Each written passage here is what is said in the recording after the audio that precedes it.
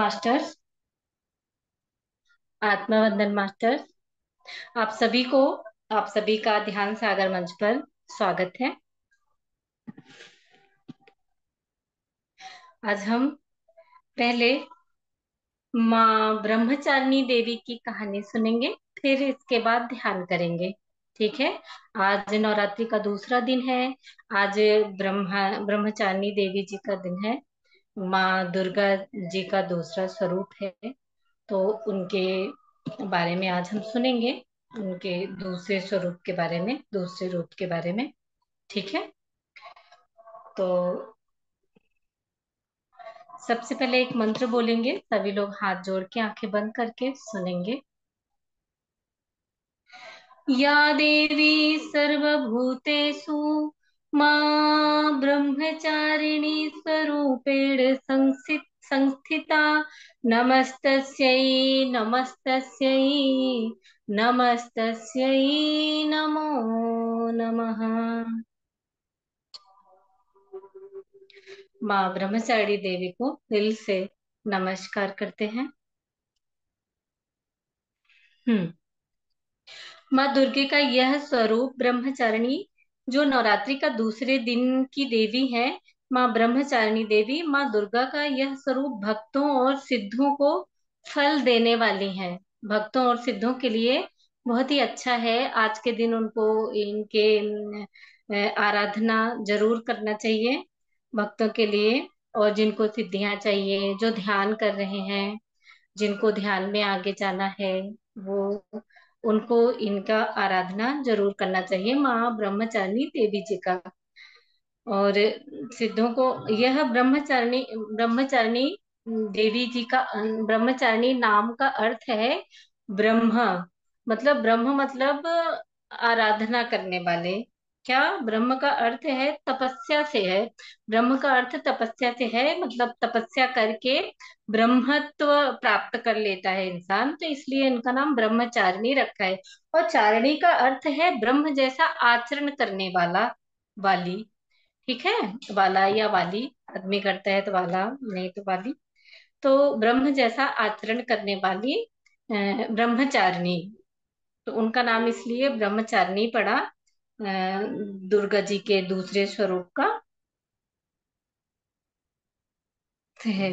और करने वाली ब्रह्म जैसे आचरण करने वाली माँ ब्रह्मचारिणी, तप का आचरण करने वाली देवी दुर्गा का यह स्वरूप अत्यंत भव्य, सुंदर, पूर्ण ज्योतिर्मय है। उनका जब वो यह ब्रह्मचारिणी, जब वह तपस्या कर रही होती हैं, जब वो ध्यान कर रही होती हैं, इतने बहुत सारे परिस्थितियों का सामना करते हुए, तो वो उनका स्वरूप ज्योतिर्मय होता है, सुंदर भव्य होता है। उनको देखने से ऐसा एहसास होता है, भव्यता का एहसास होता है, ज्योतिर्मय स्वरूप की होती हैं। जैसे ग्लो नहीं होते पूरा चेहरे पे, जैसे उनको देख के एक ज्योति सा महसूस होता था, ऐसा जब वो ध्यान कर रही थी, तपस्या कर रही थी उस समय। तप का आचरण करने वाली देवी दुर्गा का यह स्वरूप अत्यंत भव्य, सुंदर और पूर्ण ज्योतिर्मय है। इनकी उपासना से तप, त्याग, वैराग्य, सदाचार और संयम की वृद्धि होती है। तप, त्याग, त्याग का मतलब क्या होता है, हम सब ना, अभी अभी क्या चल रहा है, अभी ये चल रहा है कि हमारी जो चीजें हैं हमारी तो है ही, और अगर दूसरे के भी मिल जाए तो वो भी रखने की इच्छा रहती है। लेकिन जब ये इनका आराधना करते हैं ना, तो ये सब चीजें नहीं रह जाती, उल्टा त्याग त्याग आ जाता है। जो हमारी चीजें हैं, जो हमें मिल सकता है, जो और भी जो चीजें हैं, हम उसको त्याग सकते हैं। जैसे देवी जी ने त्यागा, वो भोजन कर सकती थी, तपस्या नहीं कर सकती थी, तपस्या चाहती तो नहीं करती, लेकिन उन्होंने त्याग किया, हर चीजों का त्याग किया। फिर उन्होंने तपस्या किया, पत्ते खा के रही कितने दिन, अभी ये सब चीजें नीचे आएंगी। तो इनके उपासना से त्याग, तप, तपस्या सब आता है अपने अंदर। उपासना से त्याग, वैराग्य, सदाचार और संयम आता है। संयम बहुत बड़ी चीज है। संयम नहीं होने के कारण ही इंसान इतने दुखों का, इतने इतने दुख पाता है। अगर जीवन में संयम होना तो हर कुछ संभव है। ये सब इनकी देवी की उपासना करने से मिलती है, वृद्धि होती है। इस देवी के दाहिने हाथ में जप की माला है और बाएं हाथ में कमंडल धारण किए हैं। पूर्व जन्म में पूर्व जन्म में यह देवी हिमालय के घर में पुत्री के रूप में, हिमालय की पुत्री के रूप में जन्म लिया था। हिमालय के हिमालय की पुत्री के रूप में उन्होंने जन्म लिया था। और नारद जी के उपदेश से भगवान शंकर को पति के रूप में पाने के लिए घोर तपस्या की थी। उन्होंने ना, नारद जी ने उन्हें बताया, जैसे किसी को याद नहीं रहता ना, तो वो भी मनुष्य रूप में जब आई थी तो उन्हें भी थोड़ी ना याद था कि शिव जी मेरे पति हैं जन्मों जन्मांतर से, उन्हें ये चीज ध्यान नहीं था।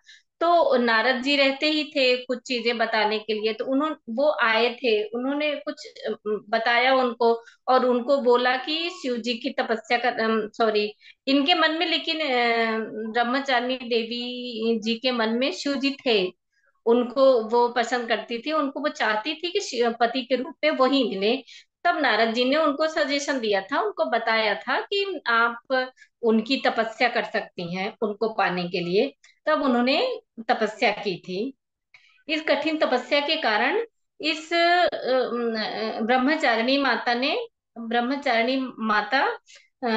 तपस्चारिणी और ब्रह्मचारिणी के नाम से जाना गया। जब वो तपस्या करने लगी ना, तो उनका नाम तपस्चारिणी के नाम से भी जाना गया। 1000 वर्ष तक माँ ने केवल फल फूल खाकर बिताया। 1000 साल तक सिर्फ उन्होंने फल फूल खा के बिताया और तपस्या करती रही। और 100 वर्षों तक केवल जमीन पर रहकर शाक पत्ते खाकर उन्होंने बिताया और तपस्या करती रही। 100 वर्षों तक सिर्फ वो जमीन पे सोती थी। और जो भी उनको खाना रहता था शाक पत्ते ही खा के, वो उन्होंने उतने 100 वर्षों तक उन्होंने बिताया। और बहुत दिन तक कठिन उपवास रखे। और कुछ साल तक सूखे हुए बिल्व पत्र खाकर उन्होंने बिताया और तपस्या करती रही। सूखा हुआ बिल्व पत्र, वो भी हरा नहीं, सूखा, वो सूखा बिल्व पत्र ही खाती थी और तपस्या करती थी। और भगवान शिव की तपस्या कर रही थी। कई हजार वर्षों तक निर्जल और निराहार रहकर कठिन तपस्या करती रही। कई हजार वर्षों तक उन्होंने कुछ नहीं खाया, कुछ नहीं पिया, बिना कुछ खाए पिए ही वैसे ही रही। और लगातार निराहार रहकर उन्होंने तपस्या किया। और 3000 वर्ष तक उन्होंने धूप, गर्मी, बारिश, ठंड, मतलब हर परिस्थितियों में ए, उन्होंने कितने हजार, 3000 वर्ष तक उन्होंने तपस्या की। चाहे धूप हो, चाहे गर्मी हो, बारिश हो, ठंड हो, कड़कती हुई ठंड हो, हर परिस्थिति में वो तपस्या करती रही। फिर इसके बाद सूखे बिलपत्र भी खाना छोड़ दिया। जब वो, सॉरी, ये बीच का मैं बता रही हूँ, जब वो बिल्व पत्र खा रही थी ना, तो उसके बाद उन्होंने बिल्व पत्र भी खाना छोड़ दिया था। तो नाम उनका नाम पड़ा था, क्या नाम पड़ा था उनका, अपर्णा नाम पड़ गया था। फिर जब उन्होंने पत्ते भी खाना छोड़ दिया तो अपर्णा नाम उस समय उनका पड़ा था। कठिन तपस्या के कारण देवी का शरीर एकदम क्षीण हो गया, कमजोर हो गया। फिर सभी देवी देवता, जब वो कठिन तपस्या कर रही थी, कुछ खा तो रही नहीं थी। और जो अपना शरीर है, अन्न अन्न अन्न से ही तो बनता है, अन्न फल फ्रूट, इसी से तो शरीर बनता है। जब ये खा ही नहीं रही थी तो उनका शरीर पूरा क्षीण हो गया, जर्जर हो गया। तो फिर सभी ऋषि मुनि तो सब तो जानते ही थे, सब तो देख ही रहे थे, सभी सिद्धगण। तो सभी महर्षि, ऋषि मुनि, सिद्धगण, सभी ने माता की तपस्या पुण्य कृत्य बताया। सभी ने बोला कि ये बहुत पुण्यात्मा है, बहुत पुण्य का काम कर रही हैं। पुण्य कृत्य बताया उनके तपस्या को। और बताया, सराहना की। वहां आए और उनकी बहुत सराहना की। देवी जी का बहुत सराहना की और बताया कि हे देवी, आज तक किसी ने भी इतनी कठोर तपस्या नहीं की थी। यह आपसे ही संभव था, आप ही कर सकती थी और कोई नहीं कर सकता था। यह आप ही कर सकती थी इतनी कठिन तपस्या, जितनी कठिन तपस्या आपने किया है। हम्म। आज तक किसी ने नहीं किया तपस्या, इतनी कठोर कठोर तपस्या कर पाई, तुम्हारी मनोकामना पूर्ण होगी और भगवान चंद्रमौली शिव जी तुम्हें पति के रूप में मिलेंगे, प्राप्त होंगे। तो बता रहे हैं कि अब इतनी कठिन तपस्या की है तो आपकी इच्छा पूर्ण होगी और भगवान शिव जी आपको पति के रूप में प्राप्त होंगे।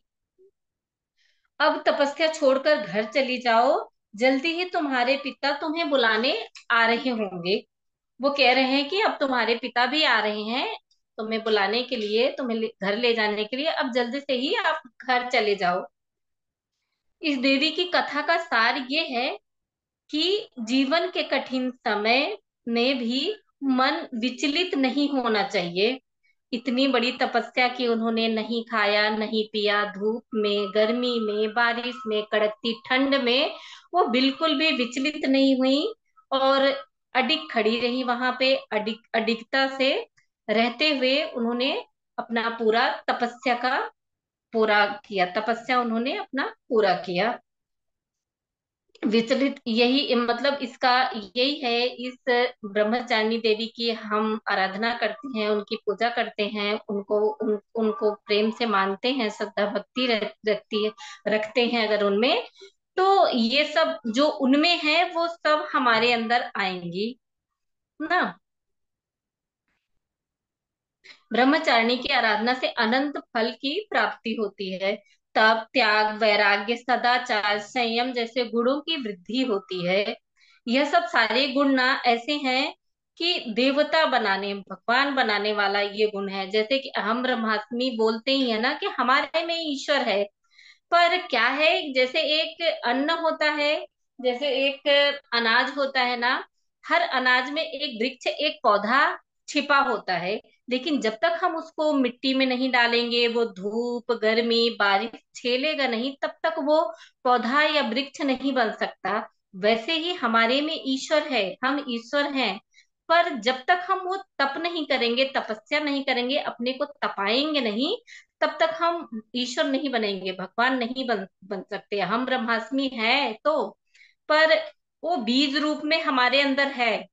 उसको विस्तृत करते हैं हम ध्यान, तप, तपस्या और योग साधना से ही विस्तृत कर पाते हैं। ठीक है।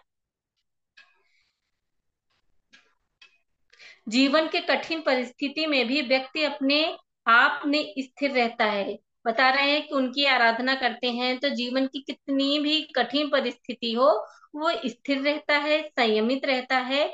संयम से अपने मतलब आगे क्या करना है, दिमाग संयम रखते हुए, दिमाग की संयमता रखते हुए आगे क्या करना है वो बहुत अच्छे से जान पाता है और उसको कर पाता है, बहुत ही अच्छे से उन सारी परिस्थितियों का सामना करता है।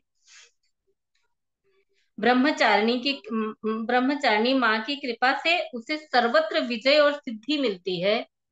मतलब जब हम उनकी उपासना करते हैं तो सर्वत्र सिद्धि मिलती है, विजय की हर वक्त, हर समय, हर जगह विजय की प्राप्ति होती है। विजय की मतलब ये नहीं कि युद्ध में ही विजय की प्राप्ति, फिर हम बोलेंगे अरे हम कहाँ युद्ध युद्ध करने जा रहे हैं ना। युद्ध का मतलब ये नहीं, हमारे अंदर ही बहुत युद्ध चल रहे होते हैं। ठीक है, वो भी एक बहुत बड़ा युद्ध होता है हमारे अंदर ही। ये चीज करें या नहीं करें, बहुत सारी चीजें होती हैं हमारे अंदर जो हम अपने आप में ही बहुत बार लड़ रहे होते हैं किसी किसी चीजों से। ठीक है, वो भी एक प्रकार से युद्ध है। उन सब चीजों से विजय की प्राप्ति मिलती है हमको। ठीक है, विजय और सिद्धि मिलती है। लालसाओं की मुक्ति होती है, जो लालच होता है ना उससे मुक्ति होती है। ये बहुत बुरी चीज है। लालसाओं में पड़कर बहुत सारे उल्टे काम और बुरे बुरे काम होते हैं। ठीक है, तो इन लालसाओं से मुक्ति मिलती है। माँ ब्रह्मचारिणी की आराधना की जाती है। माँ ब्रह्मचारिणी को साक्षात ब्रह्म का स्वरूप माना गया है। ब्रह्म का मतलब उन्होंने ब्रह्म जैसा आचरण किया ना, अभी बताया ना कि ब्रह्म जैसा उन्होंने आचरण किया। ब्रह्म मतलब ब्रह्म जैसा, मतलब वो तपस्या से है, उन्होंने तपस्या किया तो ब्रह्म जैसे हो गए वो, तो ब्रह्मचारिणी स्वरूप माना जाता है। देवी ब्रह्मचारिणी भगवती दुर्गा शिव स्वरूपा गणेश जन्नी नारायणी विष्णु माया तथा पूर्ण स्वरूपिणी ब्रह्म स्वरूपिणी के नाम से भी जानी जाती है। बता रहे हैं कि देवी ब्रह्मचारिणी भगवती दुर्गा शिव स्वरूपा गणेश जन्नी नारायणी विष्णु माया तथा पूर्ण ब्रह्म स्वरूपिणी के नाम से भी उनको जाना जाता है। माँ ब्रह्मचारिणी की पूजा पूर्ण रूप से शास्त्र विधि से करने से हर मनोकामना की पूर्ति होती है। तो ये आज देवी की कथा यहीं पे समाप्त करते हैं, और हम अब ध्यान करेंगे।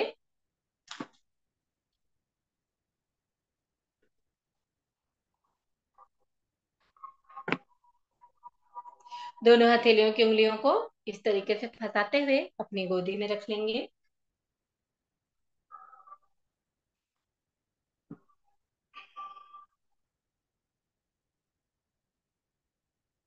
आंखें अपनी कोमलता से बंद कर लेंगे।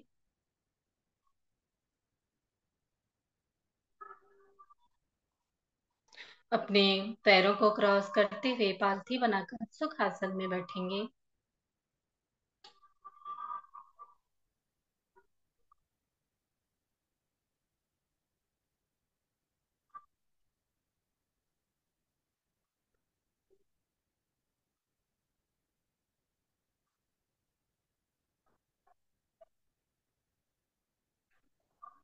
अपनी सांसों पर पूरा ध्यान देंगे।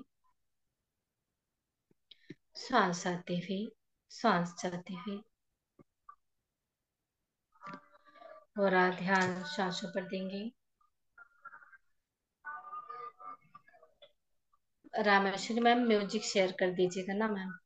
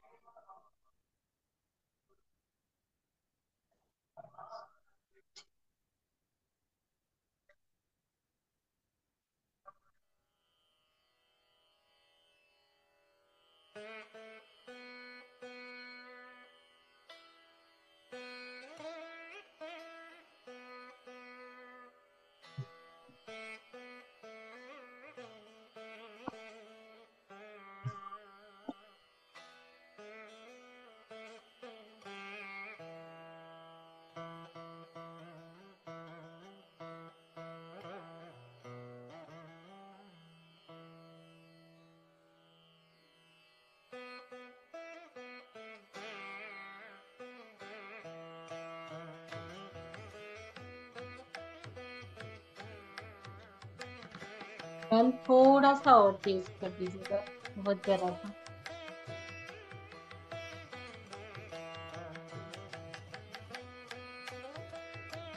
हाँ ठीक है, अभी ठीक है, ठीक है, ठीक है।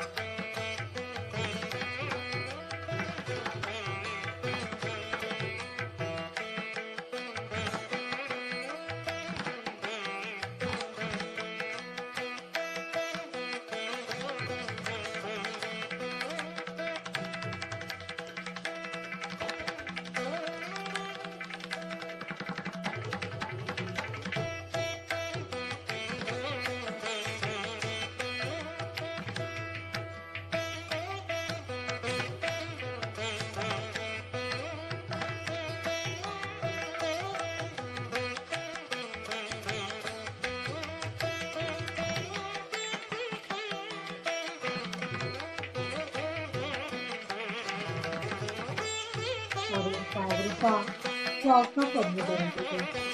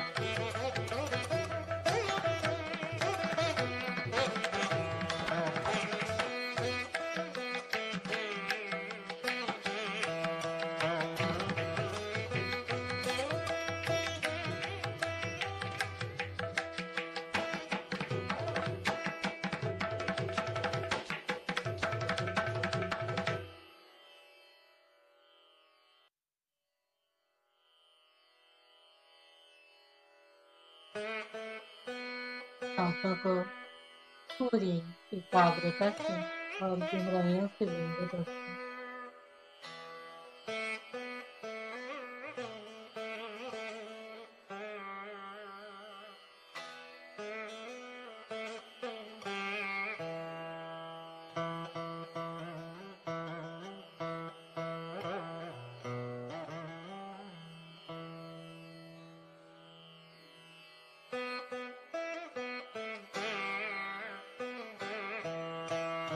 सांसों को रोम रोम में महसूस करेंगे दोस्तों।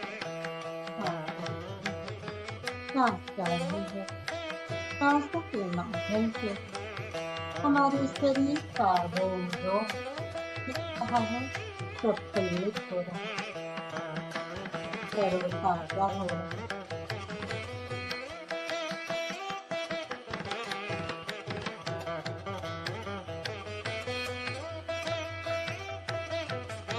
सांसों के माध्यम से हमारे पूरे शरीर रोम रोम में हर कण में ऊर्जा भर रही है, उन्नति हो रही है।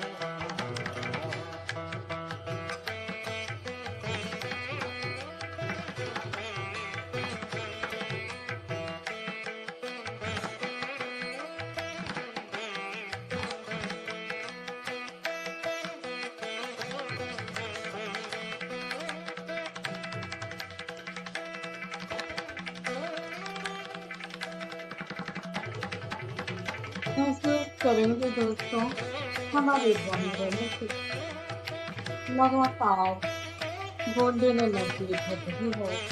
हमारे पूरे शरीर के कण में, रोम रोम में, पूरे शरीर के हर कोने कोने में यह एनर्जी बढ़ रही है। हमारे बम रहने से प्रवेश कर रही है।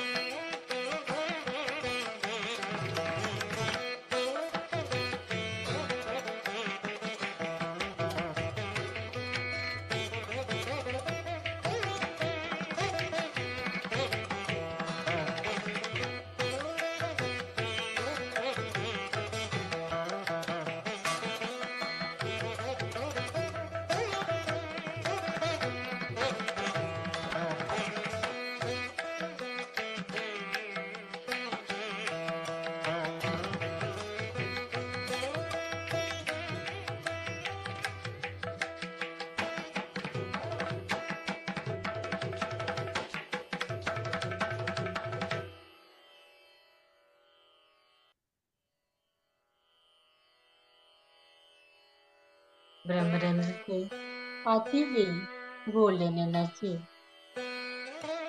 पूरे शरीर में भरते हुए महसूस करेंगे दोस्तों।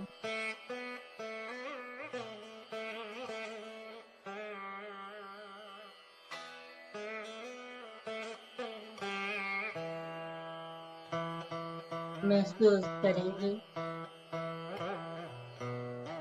ब्रह्मरंध्र में महसूस करेंगे कि एनर्जी हमारे भीतर प्रवेश कर रही है।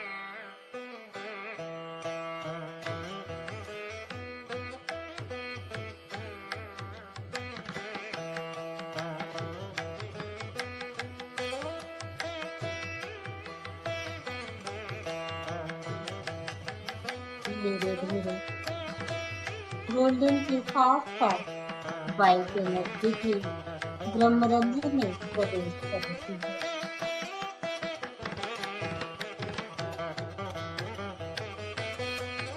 और साथ में ही रेड एनर्जी को देखेंगे। रेड एनर्जी भी हमारे भीतर गोल्डन वाइट के साथ में आ रही है।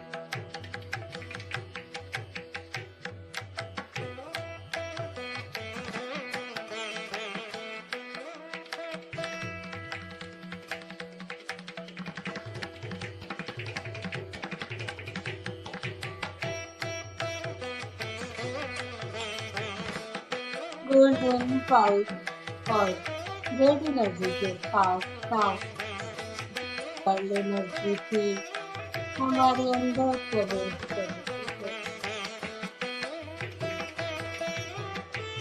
पर्पल कलर की एनर्जी भी हमारे अंदर प्रवेश कर रही है।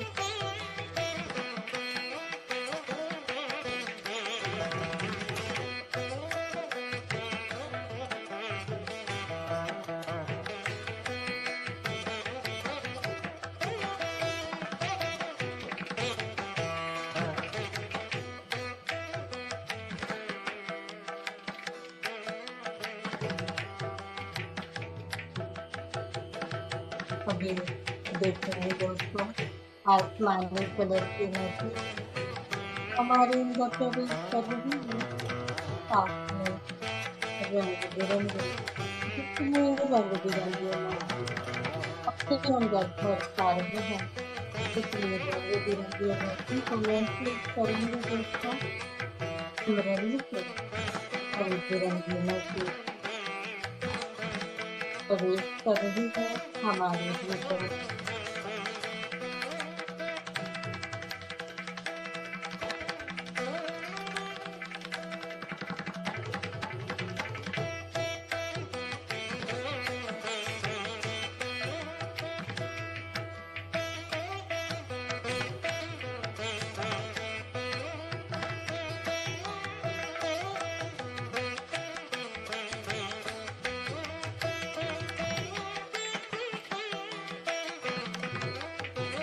Orange, purple, yellow, white, green, तीनों कलर की एनर्जी देख पा रहे हैं दोस्तों। इसमें आप देखेंगे और इन सारे कलर की एनर्जी को हमारे अंदर उमड़ते फैलते हुए महसूस करेंगे।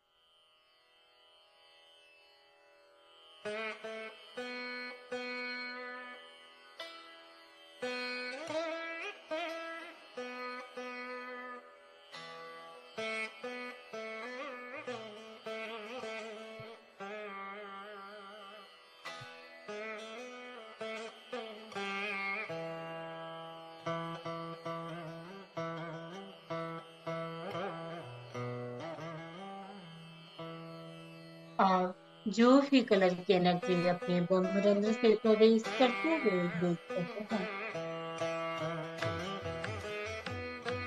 शरीर में भरते हुए एनर्जी को देखते हैं और धीरे धीरे शरीर में पूरा हर कोने कोने तक भर चुका है यह एनर्जी।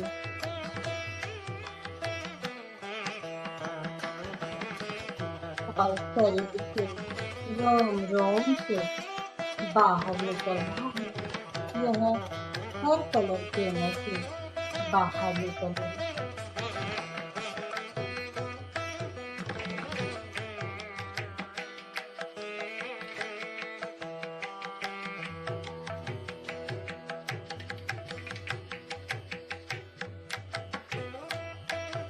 धीरे धीरे इन सारे कलर की एनर्जी का आपके पूरे शरीर का आउटलाइन बन रहा है।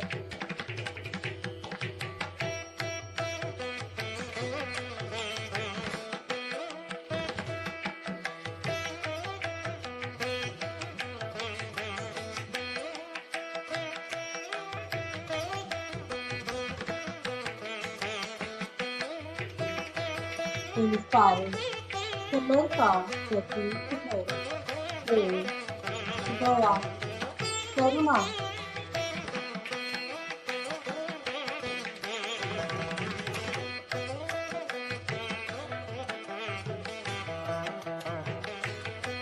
यह एनर्जी और भी फैल रही है।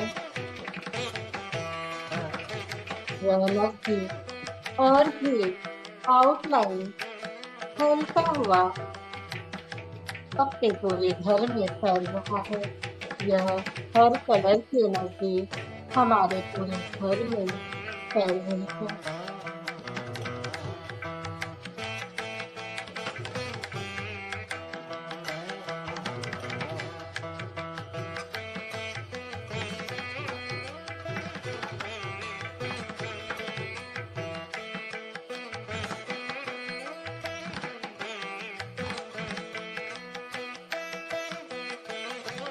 यह एनर्जी चारों तरफ फैलती हुई हमारे आस पड़ोस में,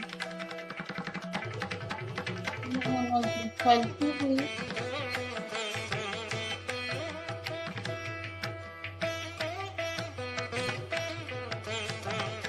वहां पर जा रही है।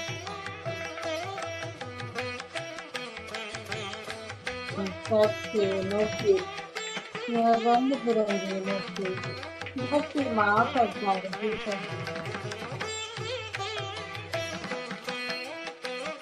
धरती माँ को हम अपार प्रेम दे रहे हैं एनर्जी के माध्यम से।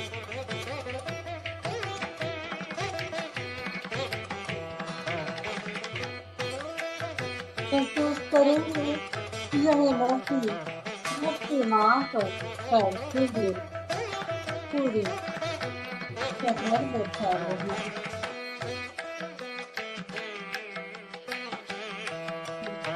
सबसे एनर्जी एक साथ में रंग बिरंगी एनर्जी मिलती हुई धरती माँ पर फैलती हुई पूरे शहर, हमारे पूरे देश में फैल रही है। यह रंग बिरंगी एनर्जी धरती माँ पर फैलते हुए पूरे देश में फैल रही है। यह एनर्जी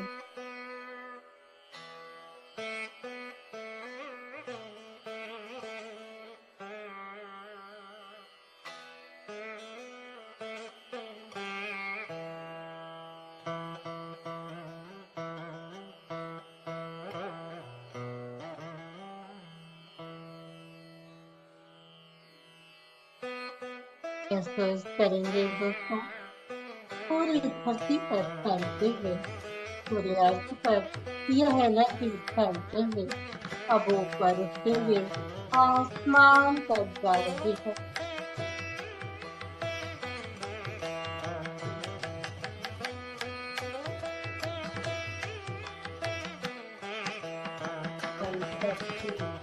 यह रंग बिरंगी एनर्जी जो प्रेम का है, दया का है, करुणा का है, भक्ति का है, सद्भाव का है, यह पूरी सृष्टि में फैल रही है। आकाश से होते हुए पूरी सृष्टि में, पूरे समझते में यह हम सब की एनर्जी एक होते हुए फैल रही है।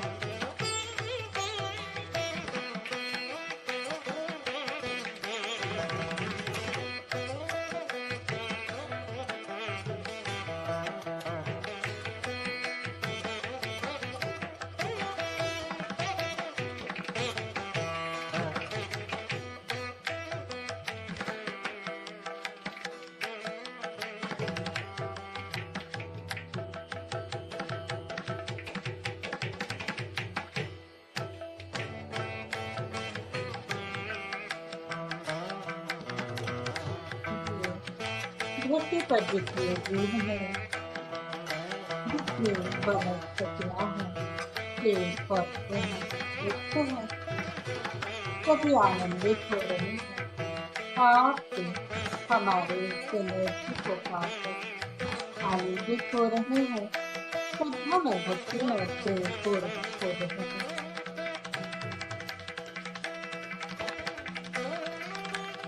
हमारे साथ जुड़ रहे हैं।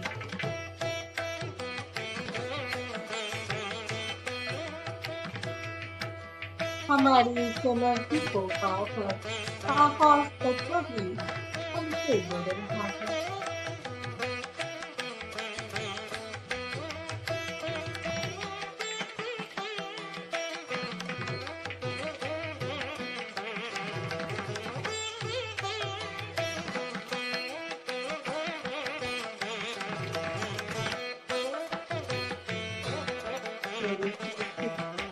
पूरी समझ से हमसे, हम सभी से संपर्क बना रहा है।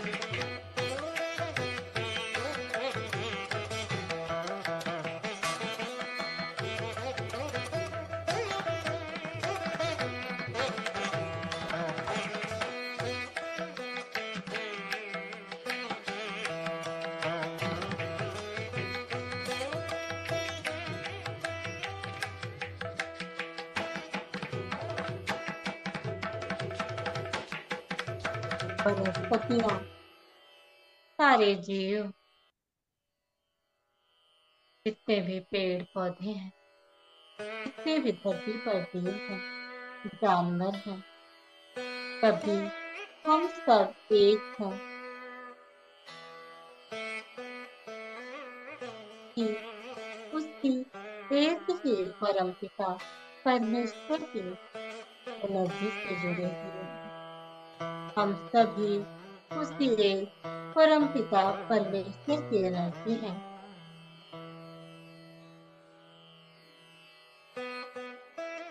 इसलिए धरती पर जितने जीव जंतु, पेड़ पौधे, वनस्पतियां, बुद्धि कुछ है, सब एक ही एनर्जी में है। इसे ईश्वर का बनाया हुआ उसकी ईश्वर की एनर्जी है।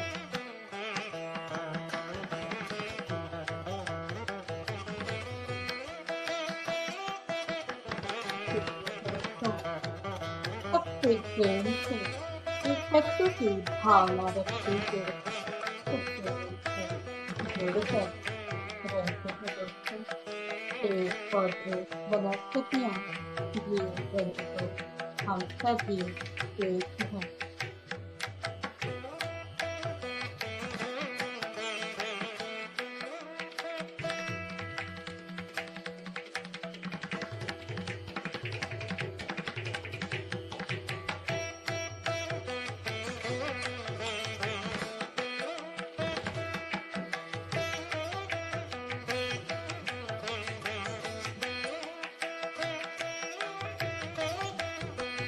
हजार साल पहले दोस्तों ऐसा नहीं था।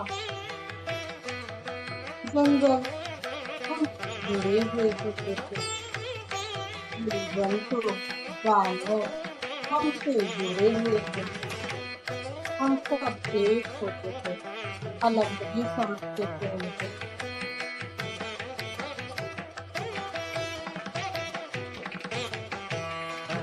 अब हम सभी जंगल को, जंतु को अलग अलग मान रहे थे दोस्तों।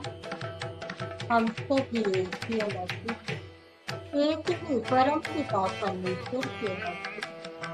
हम सभी आपस में एक ही हैं।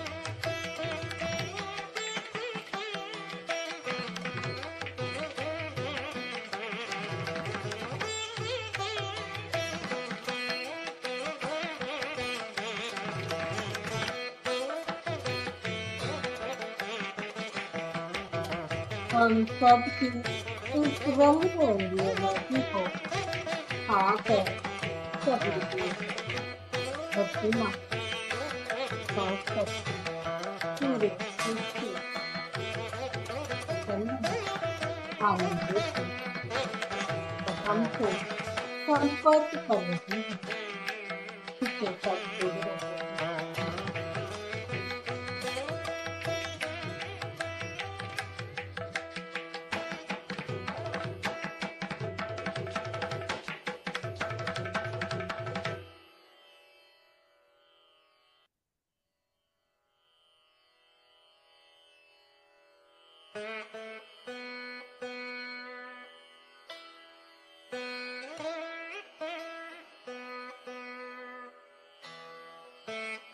पूरे ब्रह्मांड इस एनर्जी से भरी हुई देखेंगे दोस्तों।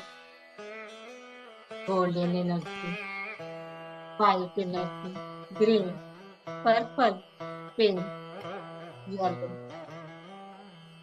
हर कलर की एनर्जी पूरी सृष्टि में फैली हुई है। प्रतिमा को प्रसन्न खुश होते हुए देखेंगे दोस्तों।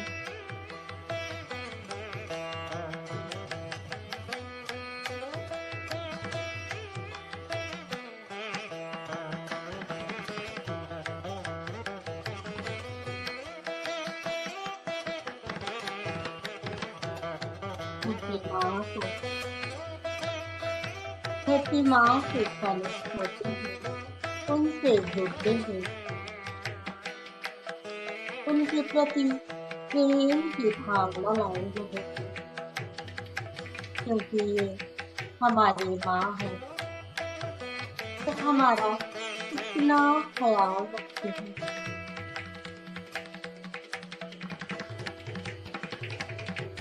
हमारे लिए अन्न उगाते हैं, हमें फल आदि देते हैं। वो इस धरती पर ही हम जीवित हैं। जब हम सोते हैं, पहला कदम सुबह धरती माँ पर ही रखते हैं।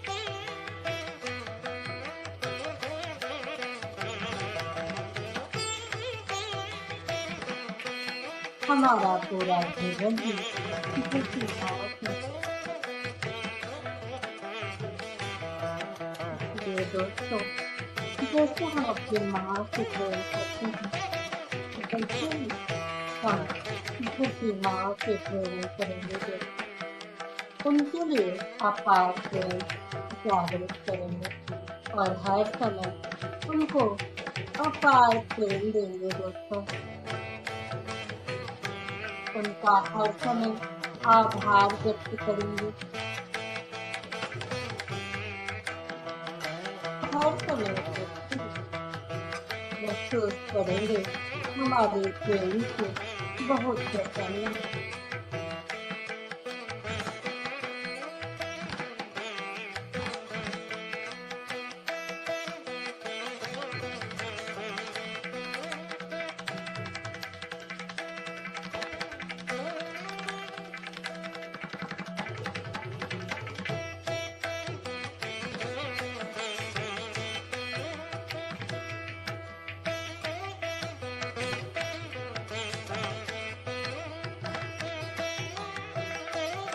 और अपने मन ही मन में विजुलाइज करेंगे दोस्तों। यह सोचेंगे कि करोड़ों अरबों वृक्ष, करोड़ों अरबों पौधे लग चुके हैं और लगते ही जा रहे हैं। पूर्णता से हरी भरी है और माँ पर तो अरबों पौधे लग रहे हैं, वृक्ष लग रहे हैं और लगते ही जाते हैं दोस्तों। ऐसा सोचेंगे।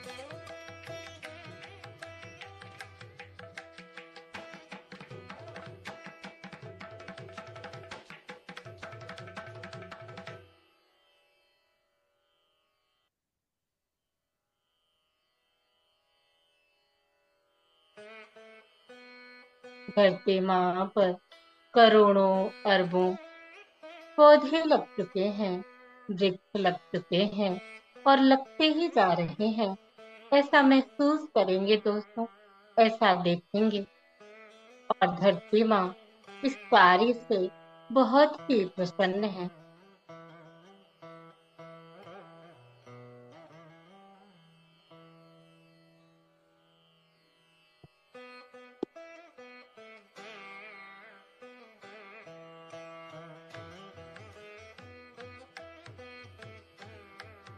धीरे धीरे इसी भाव के साथ में धरती माँ को प्रसन्नता से देखते हुए, प्रसन्न में चित्त में उनको देखते हुए, हजारों लाखों करोड़ों अरबों पौधे लगते हुए देखते हुए, इसी भाव से धीरे धीरे अपनी चेतना में वापस आएंगे दोस्तों।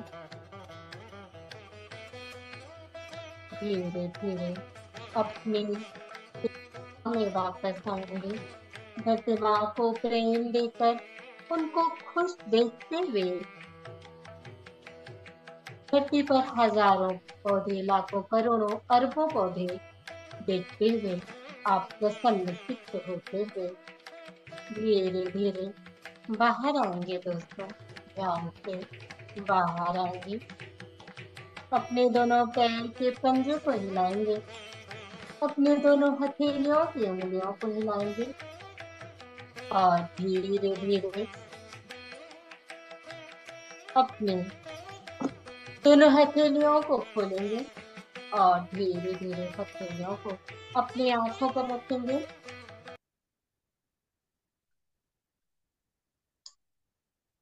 धीरे धीरे अपनी आंखें खोलेंगे, बंद करेंगे, हथेलियों के अंदर ही खोलेंगे, बंद करेंगे, खोलेंगे, बंद करेंगे। 5, 4, 3, 2, 1। धीरे से हथेलियों को वापस लाएंगे दोस्तों। ध्यान से बाहर आएंगे। आप सभी को धन्यवाद हमारे साथ ध्यान करने के लिए। आप सभी का बहुत बहुत आभार। धन्यवाद। Thank you. Thank you. Thank you so much Ragini ji, बहुत ही सुंदर ध्यान था। Thank you ma'am. और ही बैठने का मन था कंटिन्यूटी में, इतना सुंदर ध्यान लग रहा था। Thank you so much. Ma'am वो जो आ रहा था वो करते जा रहे थे, हमें खुद भी नहीं पता था कैसा कुछ करेंगे। हम्म। जी, हीरामणि जी, आप कुछ कहना चाहते हैं? अनम्यूट करें। सभी को जय माता दी। जय माता दी। ध्यान तो बहुत अच्छा लग रहा था। और मेरी दादी की एक बात है मेरे।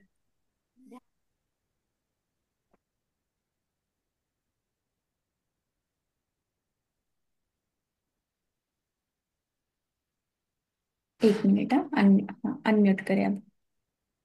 मेरी दादी की एक दो बातें याद आ रही थी, वो मैं बताना चाहूंगी। जी जी, समय है बोलिए। तो बताऊं? बोलिए बोलिए। हाँ। मेरी दादी जो है ना, मतलब पार्वती माँ के जन्म के बारे में बताती थी। बोलते हैं पहले सती के रूप में वो जन्म ली, तो उनके पिता के अंदर मैं था, मतलब अभिमान था, तो उसको त्याग करके फिर वो राजा हिमाचल के घर घर जन्म ली। कहानी जैसे हमको दादी बहुत सुनाती थी हमको। तो बोले हिमाचल के घर जन्म ली, तो उनमें मतलब प्रेम था। और हिम के जैसे वो शीतल थे। और मैं ना उनकी माँ का नाम था। तो मैं और ना, बोलते उनमें मैं लेश मात्र भी नहीं था। ये बात मेरी दादी हमको बताती थी। दूसरा बोलती थी वो तपस्या करने गई। पार्वती मतलब वो शिव को पाने के लिए, उनको पहले से पूर्व जन्म का अभ्यास था, तो उनको शिव ही मिले, इस भावना से उस तपस्या करने गई। तो पहले प्रकृति से उन्होंने बातें करी। तो बोले पहला रूप, बोला चट्टान के रूप, अपने इरादे को मजबूत किया उन्होंने, बोला इसलिए पहली माँ का नाम शैलपुत्री हुआ, बोलती है मेरी दादी, ऐसे बताती थी हमको। तो वो छोटे थे उस समय, ना टीवी था ना ये सब, तो कहानियां पहले याद आ जाती है। और आज ध्यान में बैठी और मेरे को ये सब चीजें अपने आप ऐसे लग रहा है मेरी दादी बातें कर रही है मेरे से, ऐसे लग रहा था मेरे को। तो बोले कि बताती थी, बोले कि चट्टान के जैसे मजबूत, मतलब इरादा मजबूत हो अपना, किसी भी को काम करने के लिए संकल्प शक्ति मजबूत हो। और ब्रह्मचारिणी के लिए बताती थी कि उनको ब्रह्म ऋषि लोग आए, उनको जागृत किए तप करने के लिए, शिव जी के पास गए, फिर इधर गए प्रकृति का बैलेंस बनाने के लिए। तो बोले उन्होंने नेचर के साथ जुड़ के जो तपस्या की, इसलिए उनका नाम बोला ब्रह्मचारिणी पड़ा। और बोले कि ब्राह्मी एक बूटी आती है, मतलब पौध होती है, तो बोले वो ब्राह्मी के पत्ते हम लोग को दादी खिलाती भी थी। जैसे हम लोग का सिर उर दुखता था और बोलती थी पढ़ाई करते हो तो लोग ब्राह्मी खाओ, तो पत्ते जरूर खिलाती थी हमको। और ये पूरे नवरात्रे में तो औषधि देती ही देती थी। और एक ऋतु परिवर्तन है ये समय, दो ऋतुओं का संगम है ये, तो उस हिसाब से भी दादी हम लोग को औषधि देती थी। दादी नानी लोग के नुस्खे बहुत ही काम आते थे। जो आज शरीर चल रहा है, दवाइयां नहीं लेनी पड़ रही हैं। अब आजकल तो बस ये गर्म चीजें आने लग गई। नहीं तो पहले इतनी शीतलता होती थी, इतनी ठंड, बरसात में भी सर्दी जुकाम नहीं लगते थे। आजकल तो थोड़ी सी हवा लगते ही सर्दी जुकाम लग जाते हैं। तो ये ब्राह्मी तो जरूर लेनी चाहिए, जिससे मतलब याददाश्त शक्ति भी बढ़ती है और सर्दी जुकाम भी नहीं होती है, माइग्रेन वगैरह नहीं होता है। तो ये था मेरा विचार जो मेरे मन में आया था ध्यान के समय में। इसलिए बहुत बहुत धन्यवाद मेरे को सुनने के लिए। नहीं, थैंक यू सो मच। जो आपकी दादी आपको कहानियों के तौर पे बताया करती थी, बिल्कुल सही। जो उस समय से ही आपको जो एक ज्ञान जो है उस समय से ही आपको मिलता आ रहा है। तो सही है, शैलपुत्री के हिसाब से जैसे हाँ बताया बताइए है। तो वो खाना। तो वही है कि पहले अपने मूल को हमें मजबूत करना है, मूल जो हमारा बेस है उसे मजबूत करना है। और जैसे आपने बताया अभी, आपकी दादी ने आपको कहानी के तौर पे बताया, बिल्कुल सही, कि माँ जो है प्रकृति में जाकर ध्यान किया, सब त्यागना था उनको। जब उन्हें शिव को प्राप्त करना था और प्रकृति में बैलेंस लाने के लिए सारे ऋषि मुनियों ने उनसे प्रार्थना की थी, तब फिर वो तपस्या के इसमें आ गई। तो हमें भी वो अपनी एक एक स्थिति को उजागर जो है जागृत करने लगी। तो शैलपुत्री से ब्रह्मचारिणी, फिर आगे जो हमारा एक एक माँ का स्वरूप बताया जाएगा, तो हम एक एक स्थिति में बढ़ते जाना है। तो वैसे ही स्वरूप के साथ हमें भी ऐसे ही स्थिति में अपने बढ़ना है, सहस्त्रार में पहुंचना है जहाँ शून्य है। जी रागिनी जी बोलिए। लंबा रास्ता है ये। कह रहे मंजिल लंबी है, अभी हो जाएगा। हम्म। हम्म। चलिए, थैंक यू सो मच, बहुत अच्छा आपने करवाया, कथा भी बहुत अच्छा सुंदर, और ध्यान भी बहुत ही सुंदर था। थैंक यू शिव, ये क्या नाम है, शिव प्रकाश जी याद आ गए, शिव प्रकाश जी क्यों याद आ गए। अभिलाषा जी, अभिलाषा जी जो है उन्होंने चैट बॉक्स में आपके लिए मैसेज भेजा है Ragini ji. Thank you ma'am, thank you Abhilasha ji, thank you. तो रात को मिलते हैं 9 बजे। हाँ, आज तो मैं जरूर जुड़ूंगी क्योंकि आज कोई हाँ, अवरोध नहीं ना, है। रात के 9 बजे हमारा जो लक्ष्मी का स्वाध्याय चल रहा है, 1000 सीड्स ऑफ जॉय। तो उस स्वाध्याय के लिए हम सब जुड़ेंगे मास्टर्स, तो आप सभी से रिक्वेस्ट है 9 बजे जुड़िएगा। Yes, thank you so much.